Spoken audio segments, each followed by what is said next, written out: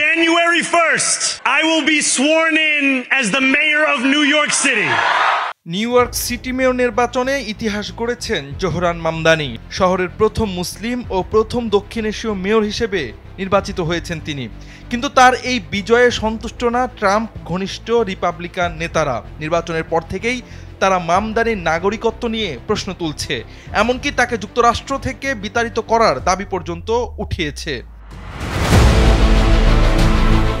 Republican আইন প্রণেতাদের অভিযোগ, মামদানি নাগরিকত্ব পাওয়ার সময় মিথ্যা তথ্য দিয়েছেন এবং তিনি নাকি কমিউনিস্ট ও সন্ত্রাসবাদী কর্মকাণ্ডের সমর্থক। তবে এসব অভিযোগের পক্ষে কোনো প্রমাণই দেখাতে পারেননি তারা।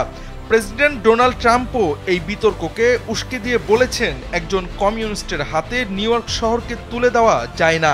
ট্রাম্প আগেই হুমকি দিয়েছিলেন, মামদানি জিতলে শহরের ফেডারেল তহবিল বন্ধ করে দেবেন। কংগ্রেসম্যান অ্যান্ডি ওগলস অ্যান্ড র্যান্ডি ফাইন্স সহ কয়েকজন রিপাবলিকান আইন প্রণেতা দাবি তুলেছেন, মামদানির নাগরিকত্ব বাতিল করতে হবে এবং তাকে উগান্ডায় ফেরত পাঠাতে হবে। তাদের অভিযোগ, মামদানি নাগরিকত্বের আবেদনে ডেমোক্রেটিক সোশ্যালিস্টস অফ আমেরিকার সদস্যপদের কথা গোপন করেছিলেন, যা তারা কমিউনিস্ট সংগঠন বলে মনে করেন। এছাড়া 2017 সালের এক র্যাপ গানে মামদানি হোলি ল্যান্ড 5 নামের এক মুসলিম দাতব্য সংস্থাকে সমর্থন করেছিলেন। এটিকেও তারা সন্ত্রাসবাদ সমর্থন হিসেবে দেখাচ্ছেন। কিন্তু আইন বিশেষজ্ঞরা বলছেন, এসব অভিযোগ আইনিভাবে ভিত্তিহীন। পলিটিফ্যাক্ট সহ বিভিন্ন সংস্থা নিশ্চিত করেছে, মামদানির নাগরিকত্ব অর্জনে কোনো অনিয়মের প্রমাণ নেই।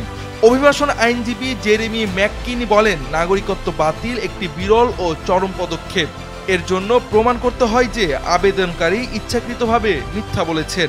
মামদানির ক্ষেত্রে তেমন কোনো ইঙ্গিত নেই।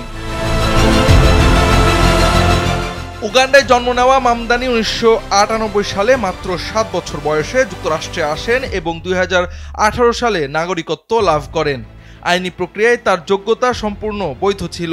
তবু রিপাবলিকান নেতারা সংবিধানের 14তম সংশোধনী ব্যবহার করে তাকে ক্ষমতা থেকে দূরে রাখার নতুন কৌশল নিচ্ছেন, যেখানে বলা আছে যে কেউ দেশের শত্রুদের সাহায্য করে সে সরকারি পদে বসতে পারবে না।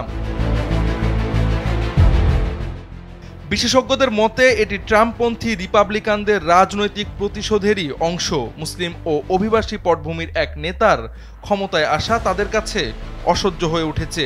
মামদানি নিজেই বলেন, ইসলাম ভীতি আমেরিকান রাজনীতির এক গভীর অসুখ। আমার বিরুদ্ধে এই প্রচারণা তারই প্রতিফলন। জাওয়াদ আহমদ, সময়ের আলো।